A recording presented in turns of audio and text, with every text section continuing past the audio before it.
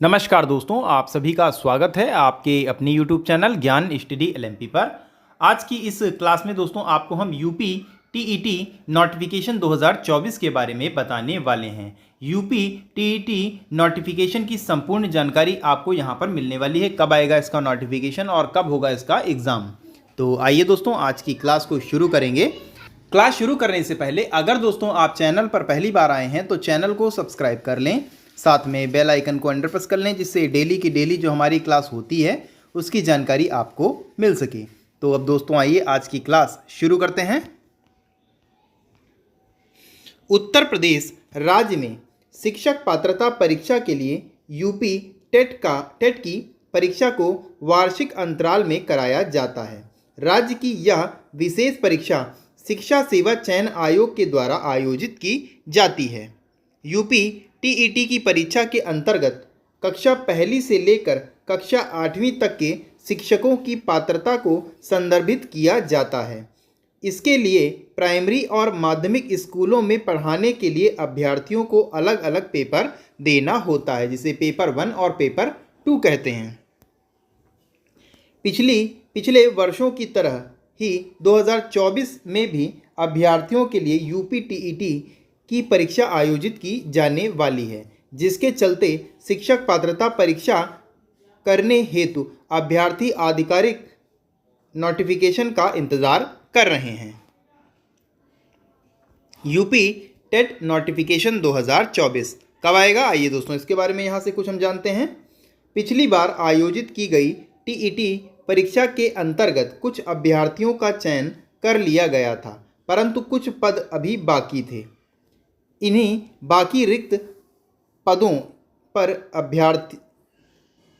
अभ्यर्थियों को सेलेक्ट करने के लिए यह आदेश दिया गया था कि 2 महीने के अंतर्गत पुनः यूपी टीईटी की परीक्षा के लिए नोटिफिकेशन जारी किया जाए और इसके बाद भर्तियों का भी नोटिफिकेशन जारी किया जाए।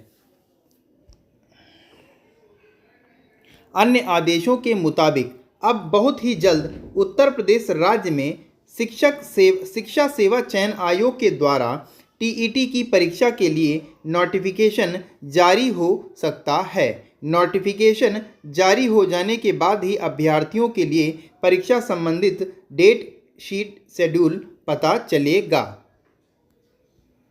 यूपी टीईटी के लिए अभ्यर्थियों की योग्यता की यहाँ पर हम बात कर लें, कौन कौन से जो अभ्यर्थी हैं कौन कौन से यूपी टीईटी के लिए भर सकते हैं। तो जो इसकी तैयारी कर रहे हैं उन्हें तो पता ही है, लेकिन कुछ नए अभ्यर्थी आते हैं जो आते हैं डीएलएड या बीएड करके, उनके लिए दोस्तों यहाँ पर खास है।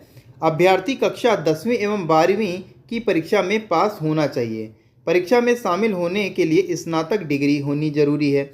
स्नातक डिग्री के साथ 2 वर्ष का डिप्लोमा भी जरूरी है, जो कि बीएड की डिग्री में अंतिम वर्ष में उत्तीर्ण होना ज़रूरी है। बीएड और डीएलएड के अभ्यर्थी इस फॉर्म को भर सकते हैं। यहाँ पर बीएड ही रखा है, डीएलएड छूट गया है। डीएलएड अभ्यर्थी यहाँ पर इस परीक्षा को भर सकते हैं।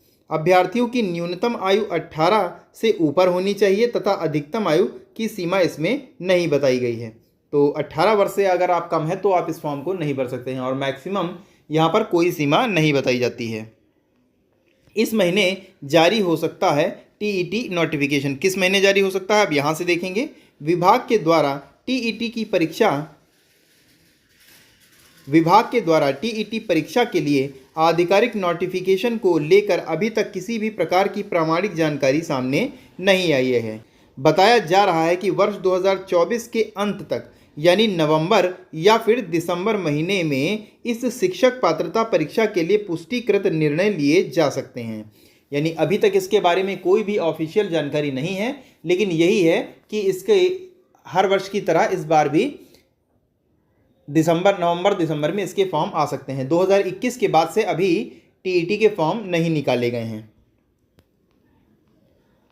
यूपी टीईटी एग्ज़ाम पैटर्न क्या होता है, अगर इसकी बात कर लें तो अब यहाँ से आप देखेंगे यूपी टीईटी की परीक्षा पहली से लेकर 8वीं तक की पात्रता के लिए दोनों पेपर देने ज़रूरी होंगे। टीईटी की परीक्षा एमसीक्यू मोड में आयोजित की जाती है। दोनों पेपर के लिए समय अवधि 2 घंटे 30 मिनट तक निश्चित होती है। अभ्यर्थियों के लिए इस निश्चित सीमा में 150 प्रश्न हल करने होते हैं। आयोजित किए जाने वाले दोनों पेपरों का पाठ्यक्रम एक समान होता है। बस इतना इसमें अंतर होता है कि इसमें 1 to 5 के लिए पेपर 1 होता है और 6 to 8 के लिए पेपर 2 होता है। और 1 to 5 पेपर अगर आपका पास क्लियर होगा, यानी पेपर 1 आपका क्लियर होगा, तो 1 to 5 के टीचर बनेंगे और पेपर 2 6 to 8 के लिए होता है। तो कैसी लगी दोस्तों आज की जानकारी, आपको कमेंट करके बताना है। और अगर दोस्तों आज की जानकारी आपको अच्छी लगी हो तो वीडियो को लाइक करें और ज़्यादा से ज़्यादा शेयर करें। और अगर आप चैनल पर पहली बार आए हैं तो फिर चैनल को सब्सक्राइब ज़रूर कर लें। इसी के साथ दोस्तों फिर आज की क्लास को हम यहीं पर समाप्त करते हैं। मिलते हैं अगली क्लास में, तब तक के लिए नमस्कार, जय हिंद, जय भारत।